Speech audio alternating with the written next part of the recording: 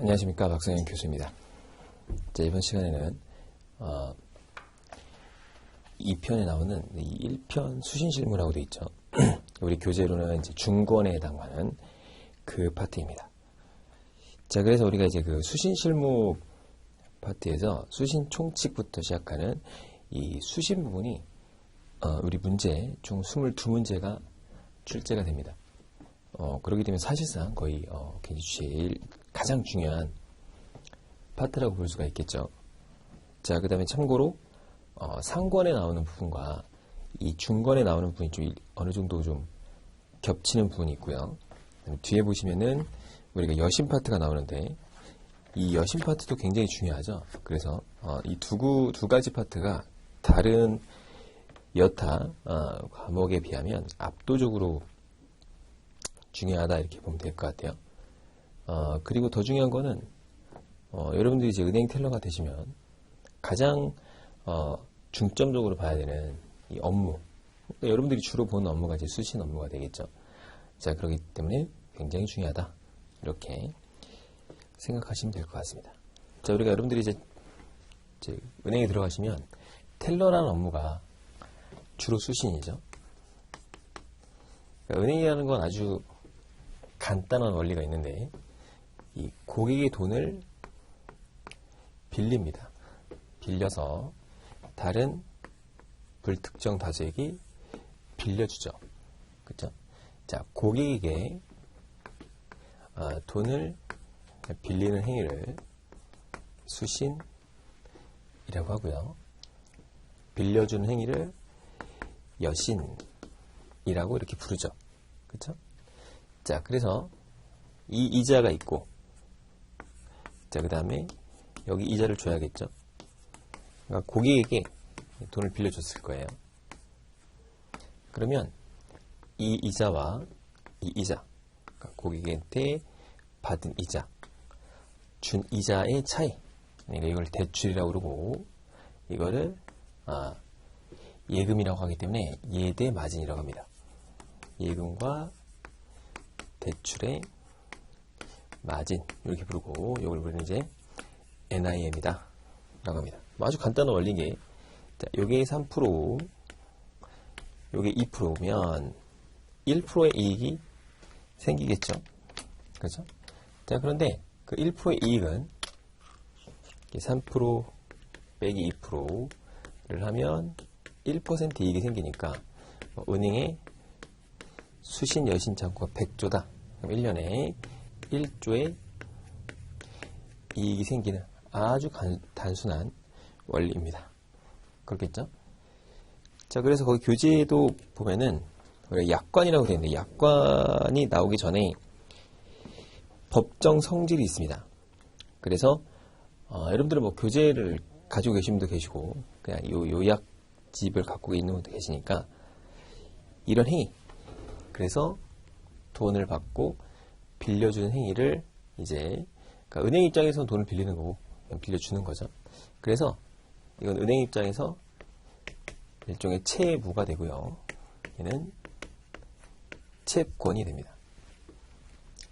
자, 그러면 이 돈을 받는 행위, 요거는 아무렇게 해도 될까라는 거고, 두 번째, 이 돈을 빌려준 행위도 아무렇게나 하면 될까라는 겁니다.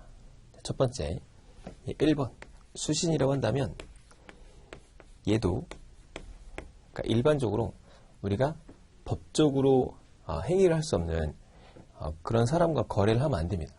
예를 들어서 미성년자라든가 뭐 이런 거래자들에게 거래를 하면 안 됩니다. 왜냐하면 이제 앞에서도 배우겠지만 미성년자는 거래를 취소할 수가 있어요. 그러면은 이 어떤 거래, 계약 관계를 최초부터 없다고 이렇게 할 수가 있기 때문에 할 수가 없습니다. 마찬가지로 여신도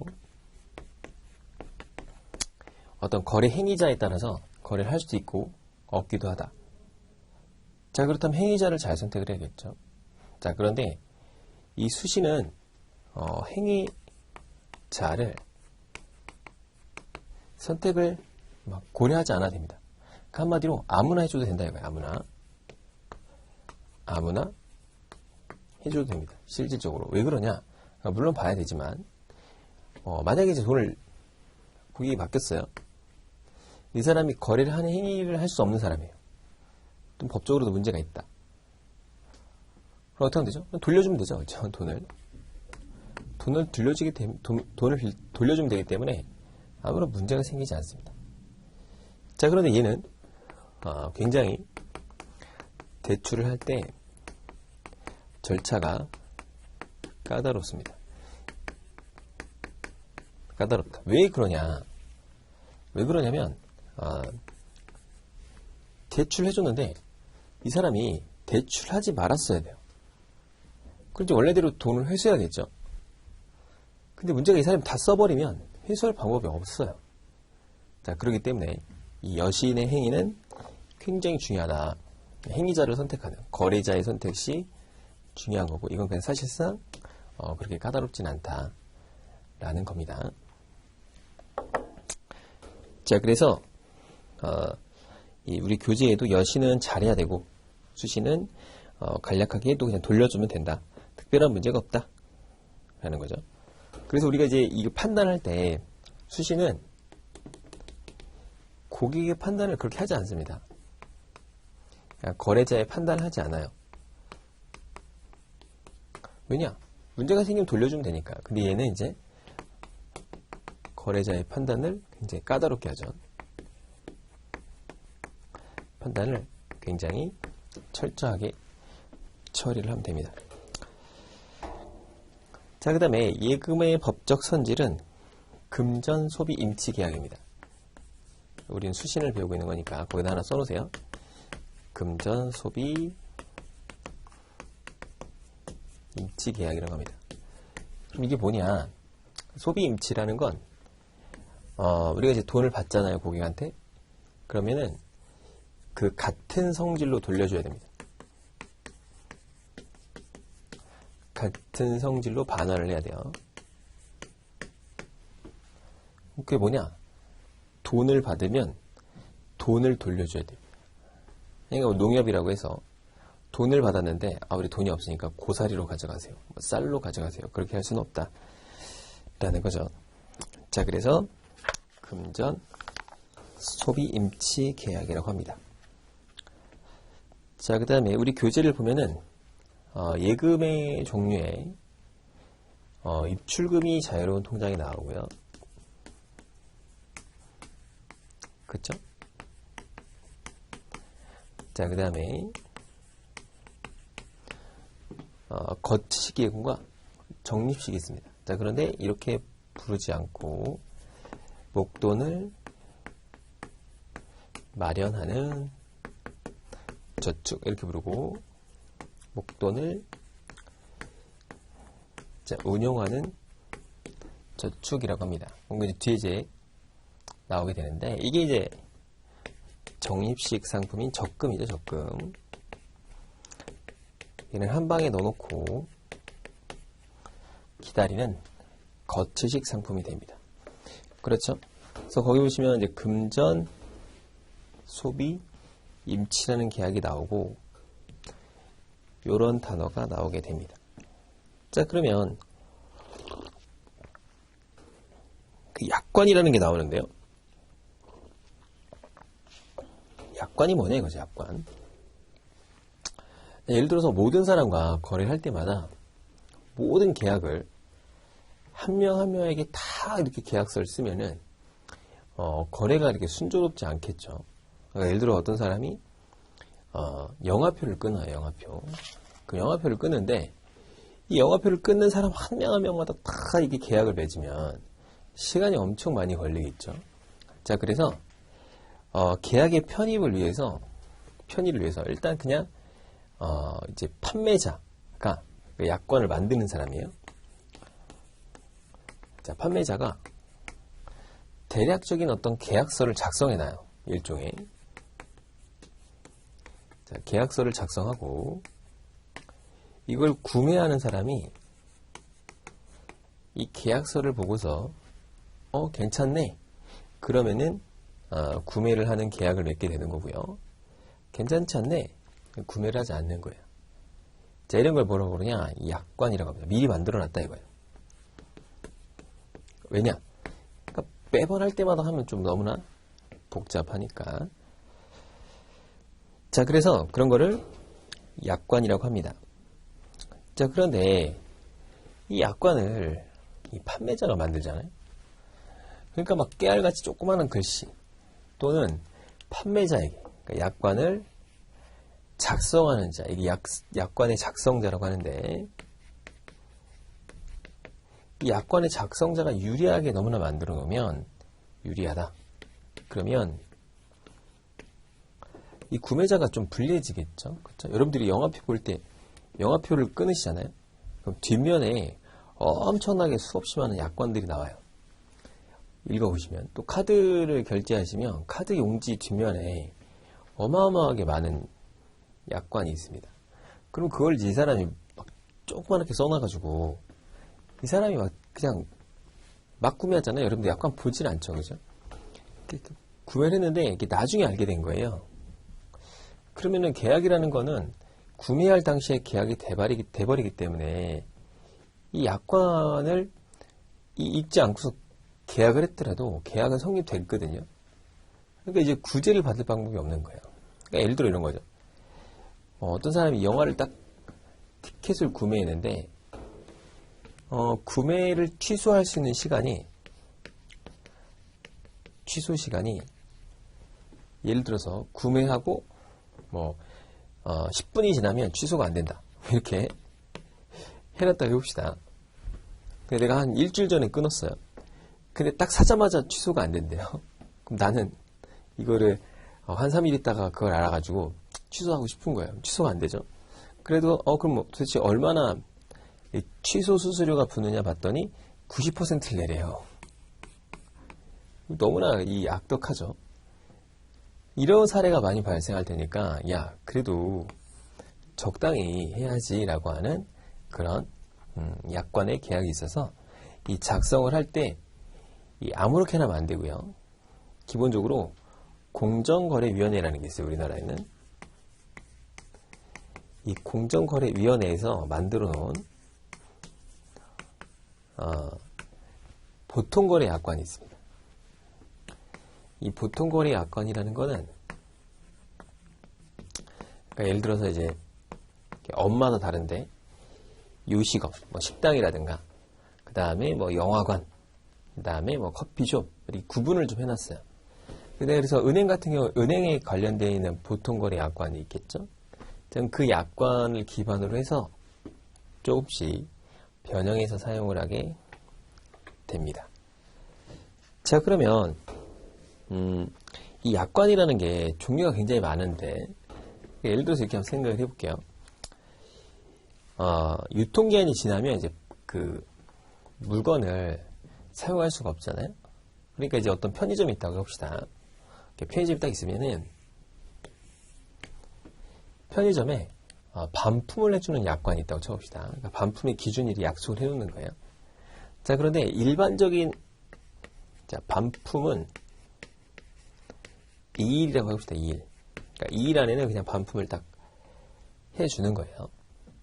자, 그런데 이렇게 이 신선식품이라고 하는 요 신선식품은 좀 얘기가 다르죠. 일주일이라고 합시다. 너무 짧으니까 7일이라고 할게요. 반품은 7일 안에 된다. 그러니까 뜯지 않거나 그냥 그대로 갖고 오면 영수증 갖고 오면 7일 안에 반품을 해준대요. 자, 그런데 우유라든가 이런 요거트라든가 이런 거는 이제 일주일 안에 반환해주면 상할 거 아니에요. 그러니까 신선식품은 2일 안에 조금 반품해 줄게요 라고 약속을 한 거예요. 그럴 수 있겠죠. 자, 그런데 여기서 또 우유라는 건 너무 유통이 짧으니까 우유 또는 샌드위치 이런 계열은 반품기일이 1일입니다 라고 약관을 정할 수 있어요. 그쵸? 자, 그런데 A라는 사람은 사장님하고 엄청 친한 거예요. 그래가지고 A씨는 그냥 이런 거 별게 없이 그냥 모든 물품에 대해서 3일 안에 반품이 됩니다 라고 얘기를 한 거예요. 이렇게 정할 수가 있겠죠. 그죠? 왜냐면 이제 상식적인 거잖아요. 반품은 7일인데 얘는 2일. 얘는 너무 유통기한이 짧으니까 하루 또는 뭐 6시간, 얘는 3일, 뭐 이런 식으로 정할 수 있어요. 그렇겠죠. 자, 그걸 뭐라고 그러냐? 이거를 약관이 이렇게 정해지면 우선순위를 정하게 됩니다. 그래서 거기 보시면 교재에 약관의 적용 순서라고 되어 있어요. 그러면 약관을 뭐부터 적용하죠? 얘 거부터 적용하죠. 얘는 무조건 사장님하고 약속을 했으니까 얘가 가장 먼저 적용이 되고, 그 다음에 우유라고 하면 이게 적용되겠죠. 그 다음에 신선식품은 이게 적용되고, 뭐 그게 아니다 그러면 7일이 적용될 거예요. 그렇죠? 그걸 우리가 이제 이렇게 정합니다. 개별 약정, 그러니까 이제 그 사장님과 고객이 정한 개별 약정이고요. 자, 예금 상품별 약관이라는 거예요. 그러니까 예를 들어서 무슨 뭐 이 정기금이다. 그러면은 거래 유형별 약관이죠. 거래 유형별 약관이라고 돼 있죠. 그래서 개별 약정, 예금 상품별이 맞죠. 예금 상품별 약정. 자, 그 다음에 거래 유형별 약정. 그것도 없다. 그러면은 예금 거래 기본 약관 이렇게 되는 거예요. 그래서 예금 거래 기본 약관은 보통 이렇게 금감원이나 이런 데서 금융위원회에서 정해놨어요. 그런데 예금이다 이런 거거든요. 입출금 및 자유로운 통장, 목돈 마련을 위한 저축 뭐 이런 거죠. 그럼 이제 전체 예금에 대한 건 이 세 개를 통틀는 거예요. 세 개를 통틀어서 이런 걸 말하는 거고, 거래 유형은 이런 거죠. 하나, 둘, 세 개 이런 게 있어요. 자, 그 다음에 뭐 만약에 이렇게 적금이라고 합시다. 그럼 적금에도 뭐 다양한 종류가 있겠죠. 그죠? 그러니까 이런 식으로 차례대로 적용이 됩니다. 그래서 여러분들 용어만 기억해 놓읍시다. 개별 약정, 어떤 사람과 특별하게 약정을 맺는 거, 상품별 약정, 그다음에 거래 유형별 약관, 예금 거래 기본 약관. 순서는 뭐예요? 요렇게 올라가는 겁니다. 이렇게. 그러니까 이런 식으로 올라가는 걸 말합니다. 자, 그러면 이 순서가 되게 중요하겠죠. 자, 기억하시고. 그래서 가끔 그런 게 있어요. 우리가 통장을 만들면 통장에 도장이나 서명을 반드시 하게 돼 있거든요. 근데 어떤 경우는 안 해도 돼요. 그러니까 그건 이제 개별적으로 약정을 한 거죠. 그럼 통장에 도장이나 사인이 없으면 거래가 안 되냐? 됩니다. 개별적으로 약속을 하면 되니까 그렇게 이해하면 되겠죠. 자, 그 다음에 그 밑으로 가면 그럼 이 약관을 뭐 알려줘야겠죠. 그러니까 명시하게 돼 있습니다. 명시. 그래서 어디가 있냐? 반드시 은행에 비치합니다. 그러니까 어디 비치해 돼 있냐? 그 통장 같은 데 보시면 맨 뒤에 이렇게 적혀 있어요. 그 다음에 여러분들이 볼 리가 없는 그 객장에 가시면 이렇게 그 자리가 있잖아요. 그 옆에 이렇게 뭐 잡지책이라든가 신문 같은 거 놔 있는 이런 데를 보시면은 뒤에 보시면 뭐 은행의 공시자료도 있고 약관이 있습니다. 약관. 그쵸? 자, 비치해야 됩니다. 이걸 명시 의무라고 하고요. 자, 그 다음에 거기다 별 붙여놓을까요? 고객이 약관을 요청할 때 복사하고 중요한 내용을 설명해야 됩니다. 이게 뭐 말이냐? 약관이 이렇게 있잖아요. 그러면 특이하게도 이 수신 같은 경우에 고객이 설명을 요청하지 않았는데도 막 설명할 필요는 없습니다. 자, 그런데 이 요청이 있을 때예요. 그러니까 AND죠. 요청이 있어야 됩니다. 첫 번째. 요청이 있고, 자, 복사를 요구해요. 교부를 원한다. 복사해줘야 돼요. 반드시. 자, 그리고 설명을 해달라. 도대체 이게 뭔 말이냐. 그럼 설명을 잘 해줘야 됩니다.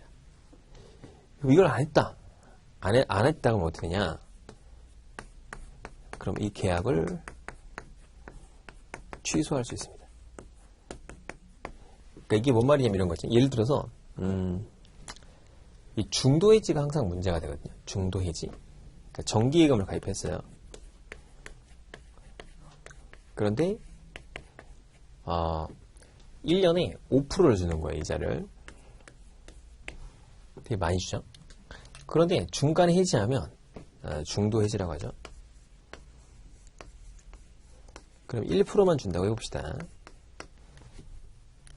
그런데 고객이 그냥 했으면 이제 넘어가는 거예요. 근데 이제 고객이 나 이거 복사 좀 해달라. 이 약관을 복사를 해줬어요. 그 다음에 이 부분 중도 해지하면 1%예요? 정확하게 뭔지 잘 모르겠는데 좀 설명을 해달라 얘기를 한 거예요. 그랬더니 은행원이 귀찮아요, 가세요. 또는 몰라 됩니다. 이거 다 아시잖아요. 그러면서 그냥 넘어간 거예요.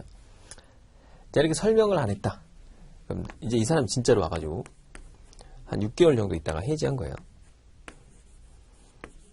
그랬더니 금리를 1%만 주겠죠, 해지했으니까.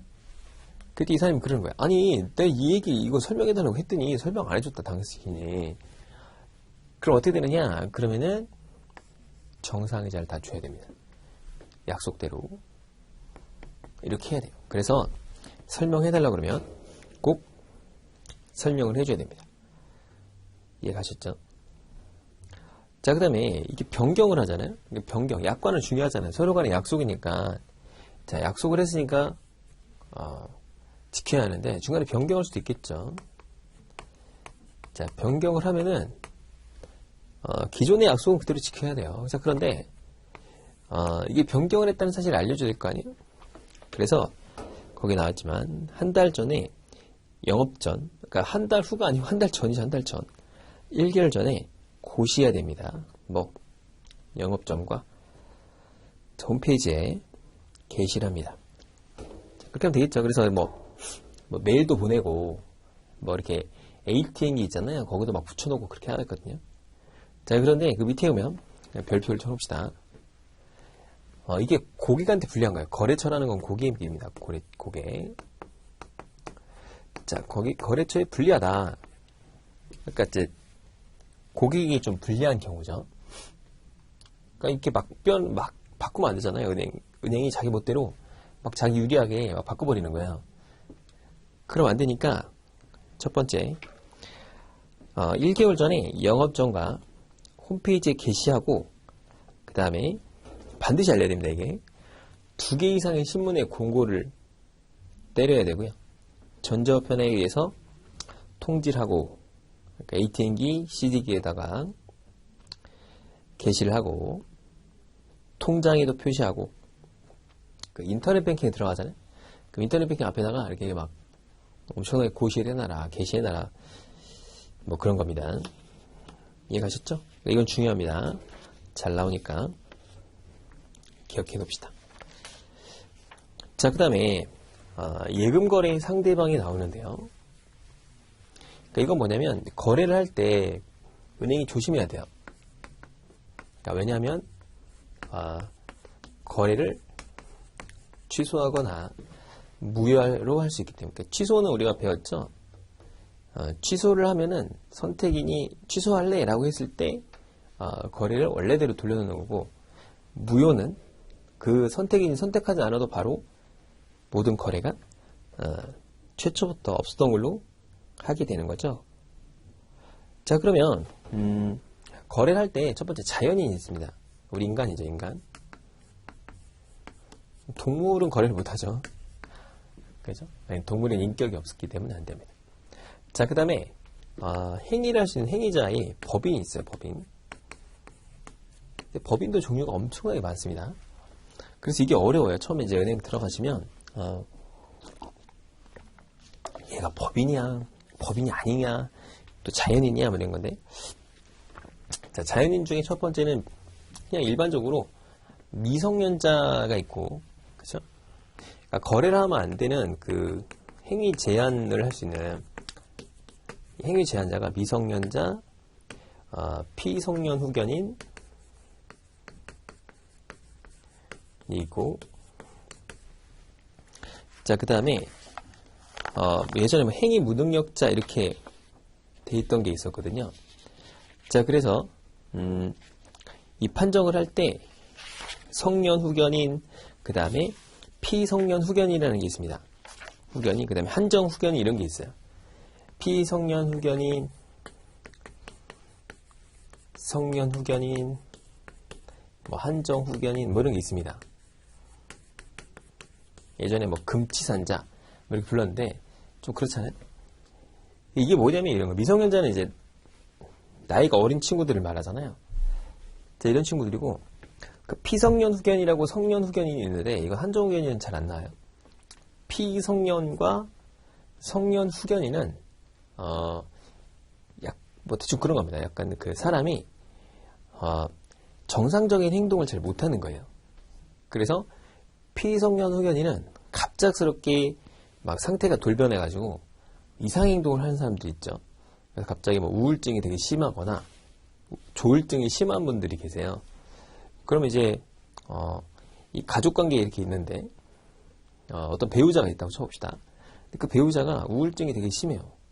그래서 갑자기 막 너무 우울해갖고 집문서를 막 팔아버리고, 너무 우울해가지고 막 집에 있는 물건을 막 한 억 단위 되는 걸 막 100만 원에 팔다거나, 그럼 안 되겠죠. 그럼 이제 그 가족원들에게 피해를 주니까 이 가족 구성원들이 법원에 요청을 합니다.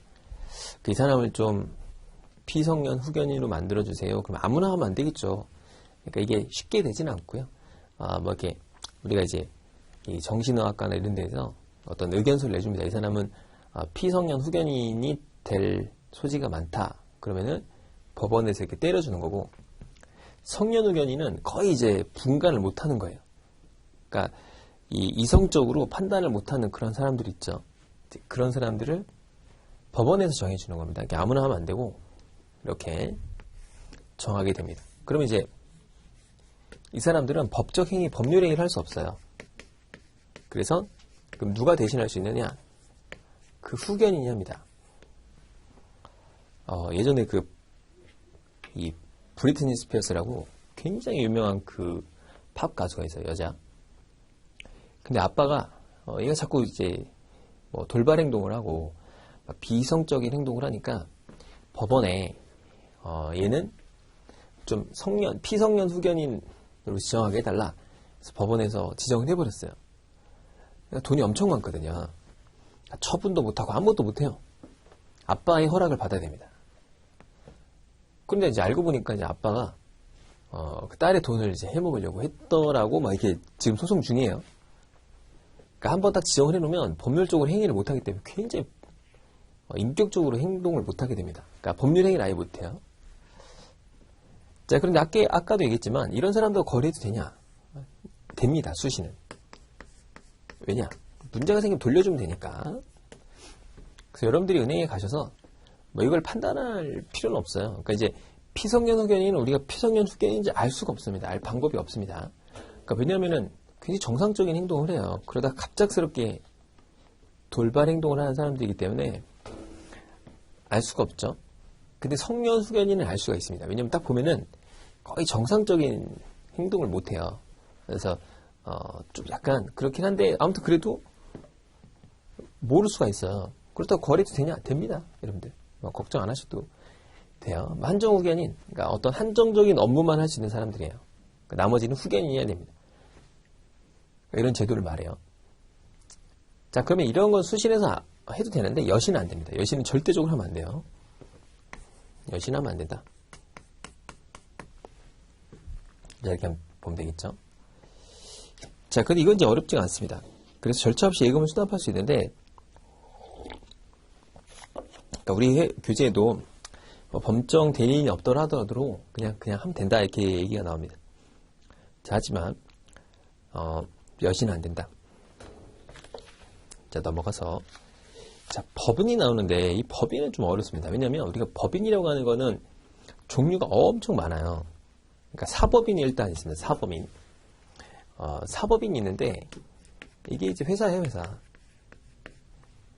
그래서 뭐 주식회사, 뭐 유한회사, 한명, 합자 이런 사람들이거든요. 그래서 이제 종류가 많죠. 자, 그런데 이거 말고 공법인이 있습니다. 공법인. 우리 법인들 있죠. 그러니까 공법인은 이제 국세청, 뭐 이 동사무소 또는 뭐 무슨 구청 이런 데가 통장 거래를 해야 돼요. 왜냐면 뭐 돈 받고 해야 되니까, 세금도 받고 해야 되니까, 그죠? 자, 그 다음에 기타 공공단체가 있어요, 또. 이게 왜가 문제냐. 첫째, 개설할 때 서류가 되게 복잡해요. 왜냐면은, 예를 들어, 뭐, 삼성전자라고 해볼게요. 그럼 삼성전자가 와서 거래를 하나요? 아니죠. 삼성전자가 아니고 삼성전자 직원이 오잖아요. 그죠? 근데 이건 주체가 삼성전자거든요. 근데 얘가 잘생겼어요? 키가 커요? 뭐 어떻게 생겼어요? 걸어다녀요? 그게 아니잖아요. 그냥 어떤 우리가 법률상의 어떤 그냥 주체로만 있는 거지 존재하진 않잖아요. 그러니까 얘를 대신할 수 있는 행위자가 있어야 돼요. 그렇겠죠? 통장을 만들긴 하는데 누가? 직원이잖아요. 직원. 그죠? 자, 그런데 이 법인은 거래를 할 수 있는 행위자를 지정해 놓습니다. 아무나 하면 안 되기 때문에. 그래서 그거를 대표자라고 그래요, 보통. 자, 그래서 대표 기관의 자격이 있어야 됩니다. 자, 대표 기관이라고 하는데 요건 뭐죠, 요건? 얘네들은 대표이사예요. 그냥 대표이사만 해야 됩니다. 원칙적으로. 대표이사가 하기로 돼 있어요. 자, 공법인은 누구냐면 거기 써 있지만 기관장입니다. 기관장이에요. 얘도 대표예요. 대표. 이걸 기관이라고 하거든요. 그러니까 합법적인 대표자라고 합니다. 그러면 이 대표자가 오나요? 대표자가 올 리가 없죠. 아니 무슨 통장에서 500원 빼는데 삼성전자의 이재용 회장이 와야 돼요? 오질 않잖아요. 10,000원 뽑는데 오질 않고. 그러니까 대리인이 옵니다. 대리인. 대표이사의 대리인이 와요. 그럼 대표자의 대리인이 오겠죠. 자, 그런데 요 공법인은 출납 공무원이라는 사람이 있어요. 임명된 출납 공무원이 있습니다. 그러니까 돈을 빼고 그다음에 넣고 할 수 있는 공무원이 있게 됩니다. 자, 그런데 이제 돈을 입금하는 건 별로 문제가 안 되죠. 입금하는 건 뭐 그냥 보호가 되니까. 근데 뺄 때 조심해야 돼요. 지급할 때. 그러니까 지급이라는 거는 우리가 돈을 인출하는 행위도 되지만 뭐 정기예금을 해지하거나 이렇게 돈을 찾아가는 거예요. 왜 문제가 되느냐? 정당한 이 대표 권한이 없는 사람이 빼가면 안 됩니다. 자, 자연인은 본인이라는 것을 입증하는 서류들이 많죠. 그러니까 신분증이라고 하죠. 그래서 주민등록증, 뭐 여권, 그다음에 뭐 이렇게 운전면허증 이런 것들이 있으면 그 사람들이 빼가면 된단 말이에요. 그걸 우리가 이제 실명 확인이라고 해요. 이 절차가 되게 중요한 절차죠. 그래서 본인 확인하고 실명 확인이라는 절차를 밟게 됩니다. 굉장히 중요해요. 여러분들 그 은행 가시면 가장 중요한 게 이제 실명 확인이라는 거죠. 실명 확인. 자, 실명 확인과 본인 확인은 다릅니다. 자, 실명 확인은 그 실명 증표가 이 사람인지를 확인하는 거예요. 이게 무슨 얘기냐? 이 사람이 와가지고 내 거를 신규할 거예요. 또는 뭐 통장을 만들 거예요. 그럼 요즘 통장 잘 안 만들어주죠. 그럼 우리가 이제 우리나라는 현재 실명제 국가이기 때문에 이 본인 통장을 본인 이름밖에 못 만듭니다. 그러니까 제가 무슨 옆에 있는 철수 거, 뭐 개똥이 거 이렇게 만들 수도 없고, 또 제가 가서 제 이름은 박성인 아닙니까? 홍길동으로 만들어주세요. 그러면 안 만들어줘요. 그렇죠? 그럼 이제 그 사람이 진짜 박성현인지를 확인하려면 실명 증표랑 이 사람이란가를 확인하죠. 뭐 신분증에 보면 사진도 있고 하니까. 그렇죠? 근데 이 본인 확인은 달라요. 이 본인 확인은 뭐냐? 예를 들어서 정기예금을 우리가 A씨가 정기예금을 만들었습니다. 그러면 이 사람이 해지하러 오면 이 사람 것이라는 걸 확인해야 되죠. 그죠? 네 거 맞아? 라는 걸 확인하는 게 이제 본인 확인입니다. 본인께 맞다. 라고 하면 그 본인을 확인하는 절차가 바로 이 본인 확인입니다. 실명 확인도 중요하고, 자, 본인 확인도 중요하겠죠. 그쵸? 자, 그런데 이 법인은 본인이 뭐예요? 본인이 삼성전자예요. 그러면 그 돈을 뺄 수 있는 사람은 바로 대표이사입니다. 이 사람이에요. 근데 삼성전자는 걸어다닐 수가 없다고 했죠. 그죠? 어떻게 생긴지 알 수가 없는 주체예요. 자, 그런데 대표이사가 와서 거래를 하는데 바쁩니다. 그러니까 대리인이 보통 오니까 대리인 서류를 꼭 반드시 잘 확인해야 됩니다. 그래서 보통 이제 그 법인은 사업자 등록증이라는 게 있고요. 자, 그 다음에 법인 등기부 등본이 있어요. 이게 한 세트라고 보시면 됩니다. 자, 그리고 법인 인감이 있습니다. 그러니까 여러분들은 이제 보통 은행에 가시면 요 세 가지 세트를 받게 돼요. 그럼 여기에 이렇게 대표이사가 적혀 있습니다. 그 사람이 신분증을 확인하면 되겠죠. 주민번호 나와 있으니까. 대리인이 오면 대리인이 위임장이라는 걸 써옵니다. 위임장. 그러니까 여기 대표이사가 뭐 A씨에게 대리한다 라고 하는 그런 게 써 있어요. 그러니까 예를 들어서 대표이사가 B씨인데 B씨가 A씨에게 뭐 예금을 해지하는 업무를 위임했습니다 라고 하는 위임장이에요. 이렇게 종이 한 장에다 써오면 됩니다. 그럼 A씨의 주민번호가 이렇게 있어야 돼요, 원래. 그럼 A씨가 맞죠? 그럼 우리는 이 A씨의 주민번호가 적혀 있으니까 A씨의 신분증을 확인하면 되겠죠. 그죠? 근데 문제가 있습니다. A씨가 위임장을 조작해오면 어떻게 해요? 그렇죠? 그래서 여기다 도장을 찍어오죠. 뭐를? 법인 인감 도장을 찍어옵니다. 그럼 법인 인감은 이 B씨만 뗄 수 있어요. 참고로. 그러니까 이렇게 업무 처리를 하죠. 그러니까 기본 세트입니다. 그러니까 어떤 업무를 하건 요 대리 업무는 기본적으로 요 갖고 와야 되고, 그 다음에 A씨의 주민번호를 확인하기 위해서 A씨의 신분증을 갖고 옵니다. 이 5개가 세트예요. 자, 가끔 B씨의 신분증을 갖고 올 필요는 없고 복사본을 갖고 오는 데도 있지만 또 이건 필요는 없고 하나, 둘, 셋, 넷, 5개가 세트다. 법인 같은 경우에는 또 다른 회사는 무슨 뭐 법인 이 주주 명부라는 것도 받는 데가 있는데 얘가 원래는 안 받아도 됩니다. 그래서 이렇게 받게 돼 있다 라고 보면 되겠죠. 자, 그 다음에 이게 주핵심적인 업무예요. 자, 그럼 이게 끝이냐? 아닙니다. 이렇게 해서 법인이 있으면 되는데, 자, 자연인과 법인이 있다고 그랬죠? 그래서 자연인과 법인을 이제 알아냈어요.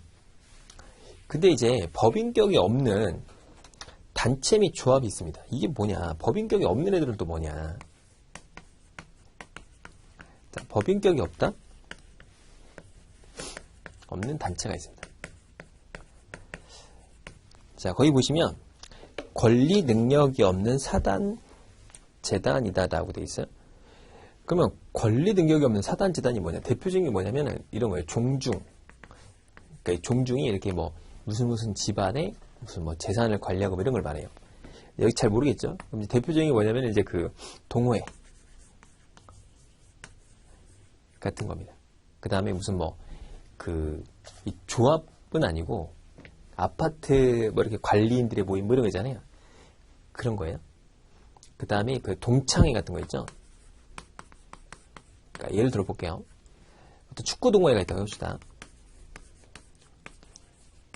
근데 여기가 이제 뭐 손흥민을 사랑하는 손사모 축구 동호회예요. 이렇게 이름이 있다고 쳐봅시다. 회비가 한 달에 한 3만 원 돼요. 그래서 돈을 모으면 되는데 이게 문제가 뭐냐? 회원이 한 10,000명 되는 거예요. 10,000명. 그럼 한 달에 모이는 돈이 3천만 원이 넘거든요. 그죠? 한 3억 가까이 되잖아요. 그러면은 이게 3억씩 3억 모인다고 합시다. 12달이면 36억이에요. 돈이 어마어마하죠. 그럼 얘를 손흥민을 사랑하는 모임의 축구 동호회로 여러분들이 통장을 만들러 가잖아요. 안 만들어줍니다. 안 만들어줘요. 이렇게 만들어줄 수가 없습니다. 왜냐, 얘는 법인격이 없는 단체거든요. 아니, 이런 주식회사도 아니고 유한회사도 아니고 아무것도 아니에요. 그냥 아무것도 아니에요. 그냥 사람들끼리 돈 모아서 만들자 이런 건데 이렇게 못 만들게 돼 있어요. 그럼 어떻게 되냐? 우리는 손흥민을 사랑하는 모임을 하고 싶은데 어떡하냐? 그때는 대표자의, 그러니까 여기 이제 무슨 축구 동호회 회장이 이렇게 있을 거 아니에요? 회장님 명의로 만들어야 돼요. 자, 회장님이 하필이면 또 이름이 손흥사예요. 손흥민을 사랑하는 사람이에요.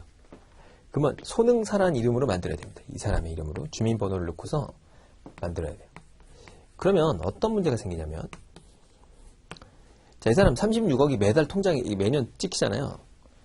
그럼 이 사람이 재산으로 이게 들어가는 거예요. 그럼 이 사람이 이제 국회의원 나간다. 그럼 이 재산이 여기에 편입되어 있습니다. 돈 많네. 사실 이 사람은 개털인데 이 돈이 막 들어와가지고 10년 모이면 360억 아니겠습니까? 그 돈이 쌓여있는 거예요. 두 번째 문제는 이 사람이 이제 금융소득 종합과세가 된단 말이에요. 금융소득 종합과세가 되면 세금이 이 사람 다른 세금도 세율이 높아져요. 아무튼 좋은 게 아닙니다. 그쵸? 그럼 어떻게 되느냐? 방법이 없어요. 그럼 이 사람은 법인격이 있는 단체로 만들거나 또는 납세 증명서를 발급해줘요. 그러니까 세무서에 가시면 납세 증명서를 발급해주거나 또는 이 통장은, 그러니까 이 손흥민을 사랑하는 이 통장은 내 돈이 아니고 이 축구 동호회의 이 돈이야 라고 하는 거를 세무서에 신고해야 됩니다. 그래서 별도로 세금을 내게끔 해야 돼요. 그러니까 이자가 발생하면. 그러니까 이제 그런 것들 때문에 복잡해집니다. 이해가셨죠? 그래서 이 사람이 와가지고 이 통장에다가 이 이름을 찍어달라. 그럼 대신에 내가 좋다. 자, 나는 손흥사니까 이걸 통장에 이렇게 보시면 이름이 써있잖아요. 거기다 옆에다 이렇게 부기로 찍어달라. 안 됩니다. 그것도 못해요, 이거. 안 되게 돼 있어요. 그럼 이제 어떻게 하면 되느냐? 그 납세 증명서를 갖고 와야 돼요. 그럼 찍어줍니다. 자, 왜 그러냐면 이게 이제 실명법 때문에 그런 게 있는 거예요. 아무튼 그래서 복잡한 과정인데 여러분 이런 게 오잖아요. 이 업무가 되게 어려워요. 그러면은 옆에 있는 책임자라든가 이런 분들에게 문의를 하고 처리해야 됩니다. 그러니까 여기까지는 쉬운데 얘랑은 쉬워요. 그 사법인은 쉬운데 이때부터 어렵습니다. 공공단체라든가 이런 게 어렵다라고 보면 됩니다. 자, 그 다음에 거기 보면 민법상 이게 조합이라는 게 있어요. 그러니까 여러분들 가끔 뭐 대형 그 아파트 단지에 보면은 이렇게 한 무슨 화요일이나 목요일쯤 되면은 이렇게 뭐 생선 팔러 오고 뭐 채소 팔러 오는 분들 보신 적이 있죠? 그게 이제 조합이 보통 많이 해요. 그러니까 그냥 사람들이 모여가지고 자, 이게 이 채소 같은 거를 내가 혼자 사면 좀 비싸니까 어떤 단체랑 좀 이렇게 뭐 지방에 있는 어떤 그 채소를 납품하는 업체랑 이렇게 딱 계약을 맺고 우리 쪽에 와서 좀 팔아줘. 우리가 돈을 줄게. 뭐 이렇게 할 수 있잖아요. 그때 이제 이 아파트 단지에 있는 사람들이 그럼 좋다. 나도 할게. 이러면서 무슨 영리단체는 아니고 이런 그 어떤 사람들만의 편의를 위해서 업무를 하기 위해서 만든 게 조합 같은 거예요. 그래서 뭐 야채 조합 이런 걸 만들어서 야채가 오는 겁니다. 그러면 이제 아파트 단지에 있는 사람들이 되게 신선한 야채를 매주 먹을 수 있겠죠. 뭐 그런 걸 하는 게 이제 조합 같은 건데, 자, 이것도 조심할 거는 업무 집행사원 개인 명의 똑같죠. 손흥사라는 회장님 명의로 해야 됩니다. 그러니까 분류를 해야 된다. 이게 금액이 뭐 작으면 상관없어요. 뭐 돈 들어오는 것도 예를 들어서 무슨 뭐 축구 동호회가 뭐 이렇게 뭐 10,000명이 될 리가 없겠죠. 한 10명, 20명 이렇게 되는 건 의미가 없습니다. 뭐 10명 해봐야 뭐 한 달에 들어오는 돈이 30만 원이고 먹고 마시고 할 거 아니에요. 그러니까 큰 의미는 없는데 큰 동호회 이런 거는 굉장히 이렇게 중요한 자금이 됩니다. 특히 이런 거 있잖아요. 무슨 뭐 연세대 몇 년 졸업 동창회 모임 이런 거는 꽤 크거든요, 돈이. 서울대학교 모임 뭐 이런 것들. 그래서 그럴 때 이런 것들이 주로 나오게 됩니다. 예, 가셨죠? 그래서 여러분들이 이제 은행에서 업무할 때 이게 어려워요. 거래 상대방 중에서 요 단체, 그 다음에 법인격 없는 단체는 어렵다. 자, 이렇게 보시면 될 것 같습니다.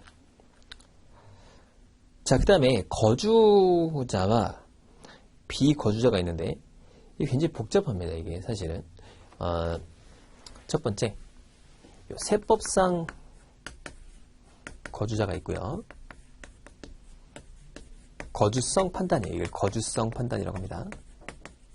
그 다음에 우리 뒤에 이제 3권, 2권이 끝인가요? 거기도 있죠. 그 중권에도 나오는데 외국항 거래법상 거주자가 있습니다. 그러면 이제 우리는 여기서 보는 거예요. 이걸 보는 거예요. 이거. 그 외국항 거래법은 이제 뒤에서 보는 거고, 그러니까 지금 이걸 보는 건 아니고, 자, 얘를 봅니다. 얘의 원칙이 있어요. 원칙. 원칙은 무조건입니다. 무조건. 자, 얘가 별다른 얘기를 하자면 그냥 거주자 이렇게 봅니다. 거주자. 자, 그럼 거주라는 자라는 건 네 가지가 있어요. 자, 국민인 거주자, 외국인 거주자, 국민인 비거주자, 외국인 비거주자입니다. 그럼 이제 거주자는 요 두 가지예요. 두 가지. 그럼 거주자가 아닌 게 요 두 가지죠. 그러면 국민인 거주자, 우리 같은 사람이죠. 그러니까 우리 같은 사람들은 국민인 거주자에 해당이 돼요. 그럼 이 사람은 누굴까요? 국민인 비거주자. 그러니까 우리나라 사람인데 우리나라에 안 살고 있는 사람들. 그러니까 누구냐? 자, 영주권자. 해외에 나가서 영주권을 취득했거나 장기 체류자를 말합니다. 그러니까 영주권 제도가 없는 나라가 있어요. 그럼 거주 비자라는 게 나오거든요. 거주 비자가 나오면 거기 살 수 있어요. 언제까지? 영원히 살 수 있습니다. 안 나와도 돼요. 그런 사람들이죠. 자, 그 다음에 외국인 거주자는 알겠죠? 그러니까 우리나라에 들어와서 6개월 지나면 외국인 거주자로 보통 봅니다. 약간 다르긴 한데 일단 이렇게 기억을 해놓으세요. 그런데 이제 우리나라에 잠깐 와서 여행 오는 사람들 있죠? 잠깐 와가지고 뭐 얼마 전에 바이든 대통령 왔잖아요. 잠깐 오면 그 사람 뭐예요? 외국인 비거주자죠. 그렇죠? 그러니까 우리나라에 살지 않는 사람들이고 이제 우리나라에 살고 있는 거예요. 상시적으로 거주하는 거죠. 그래서 뭐 주소지나 거소지가 있으면 그렇게 얘기를 합니다. 자, 그런데 이제 그 거주자 같은 경우에는 이게 왜 이렇게 나눌까요? 이렇게 나누는 이유가 있어요. 거주자와 비거주자를 왜 나누냐? 자, 이걸 왜 나누냐면 세금 때문에 그래요. 세금. 자, 우리나라는 거주자는 원칙이 1년간 1년이라는 건 1월 1일부터 12월 31일까지 발생한 모든 소득에 대해서 합산해가지고 합산을 해서 모든 소득을 다 합산해요. 합산해서 합산과세를 합니다. 이걸 종합합산과세라고 하는데 왜 그러냐면 세율이 6%부터 우리가 그 뒤에 세율표가 나오거든요. 그 몇 페이지로 가시냐면은 쭉 넘어가 보시면은 뒤에 종합과세 부분이 나오게 됩니다. 종합합산과세에 대해서 부분이 나오게 되는데 최대 45%까지 세금을 매기거든요. 그렇게 세금을 매겨요. 그러니까 세금 돈이 많을수록, 그러니까 돈을 많이 벌면 많이 벌수록 세금을 많이 내요. 그래서 합산과세라는 게 있습니다. 그러니까 이제 이런 거주자들은 그냥 모든 소득을 다 싸그리 모아요. 그냥 그렇게 생각하시면 돼요. 그냥 딱 달달달달 모아가지고 돈이 많이 벌었어? 많이 세금을 내야지 이런 겁니다. 자, 그런데 이 비거주자들은 아니에요. 이 사람들은 우리나라에 안 살잖아요. 그럼 다른 나라에 살 거 아닙니까? 다른 국가에. 그렇겠죠? 그러면 그 국가하고 우리나라하고 이렇게 조약을 맺어요. 그래서 그 맺은 조약의 세율을 때립니다. 캐나다는 10%고요. 미국은 11%. 브라질은 세금이 없어요. 세금을 안 떼요. 그러니까 이런 세율 체계가 다르기 때문에 이렇게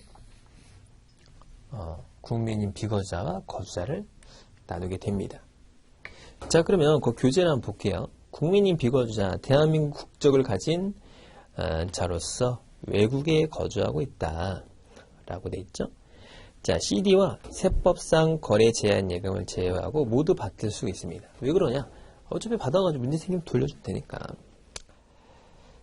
자, 외국인 비거주자가 나오는데, 자, 보통 저축예금, 정기예금에서 가입 가능한데, 미국 정부의 공간과 국제기구, 미합중국군대와 국제연합군은 국민인 비거주자 같다라고 돼 있죠.